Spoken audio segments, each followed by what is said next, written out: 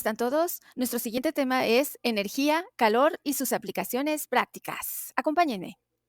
Hola, ¿cómo están todos? Nuestro siguiente tema es el calor es una forma de energía en tránsito que fluye desde los cuerpos más calientes a los más fríos hasta alcanzar el equilibrio térmico.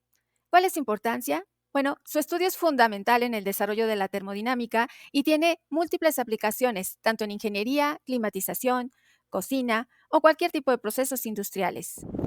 El calor es la transferencia de energía térmica entre dos sistemas debido a la diferencia de temperatura.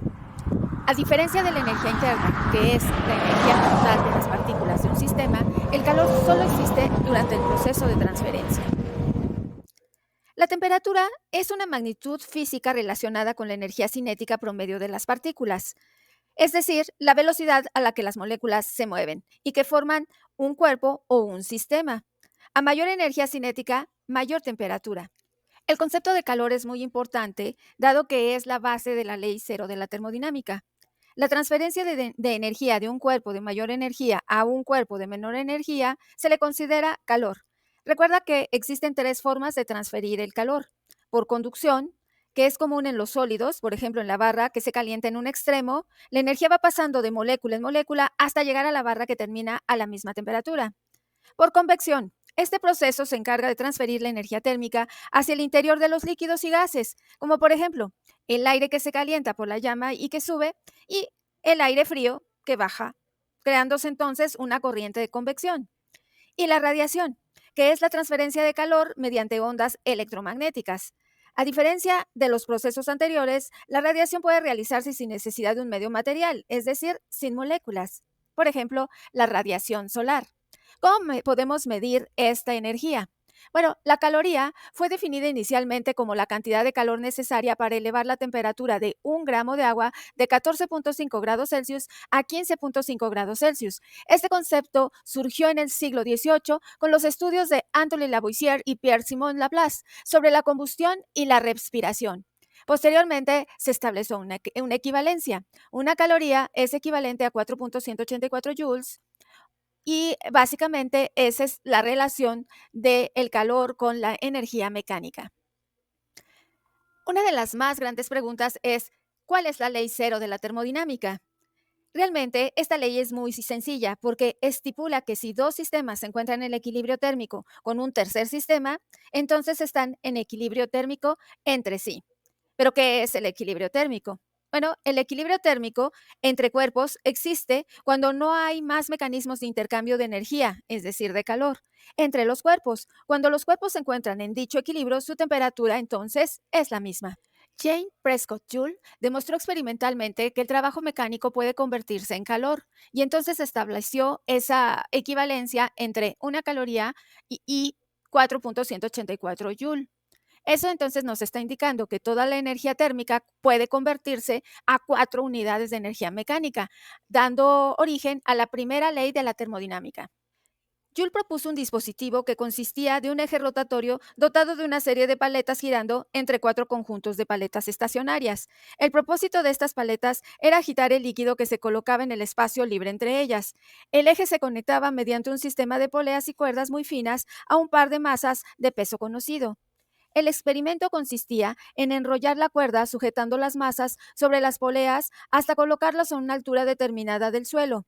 Al dejar caer las masas, el eje giraba, lo cual a su vez generaba una rotación de los brazos revolventes, agitando el líquido contenido en el recipiente. Este proceso se repetía 20 veces y se medía la temperatura final del líquido agitado. Las paredes del recipiente eran herméticas y estaban fabricadas de una madera muy gruesa para simular una pared adiabática. Después de una repetición cuidadosa, Joule concluyó que la cantidad de calor producida por la fricción entre los cuerpos, sean líquidos o sólidos, siempre es proporcional a la cantidad de trabajo mecánico suministrado.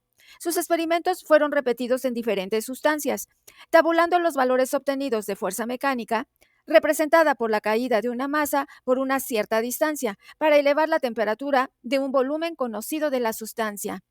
Aquí te dejo un código para que puedas entrar al documento completo y puedas conocer la historia de Joule, su experimento y, sobre todo, el concepto de la primera ley de la termodinámica. El calor se mide con un calorímetro, que aísla térmicamente el sistema para determinar cambios de temperatura. La cantidad de calor absorbido o liberado se calcula mediante una fórmula. Esta fórmula se le conoce como calor sensible, Q igual a mc delta T.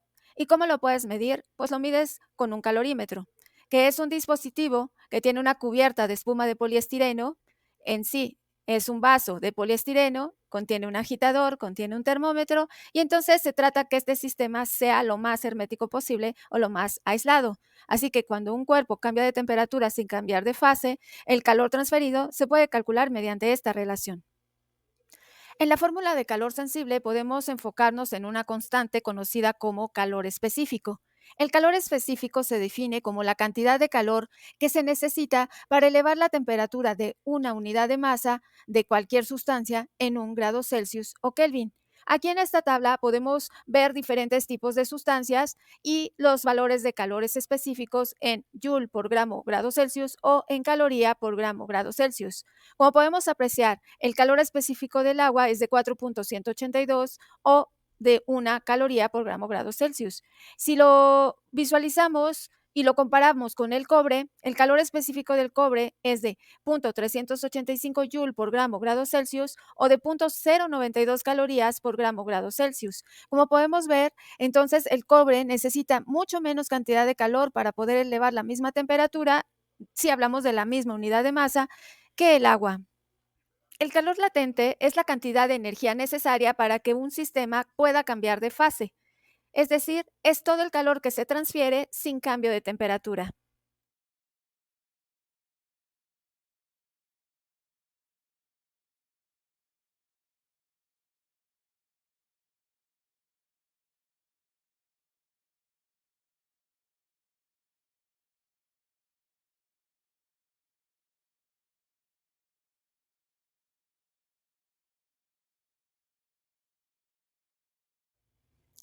Aquí tenemos varias aplicaciones prácticas. Por ejemplo, en la refrigeración se puede usar el calor latente de vaporización para enfriar. En la cocina, el calor específico del agua ayuda a cocinar alimentos uniformemente. En la ingeniería, el diseño de intercambiadores de calor y motores térmicos es esencial.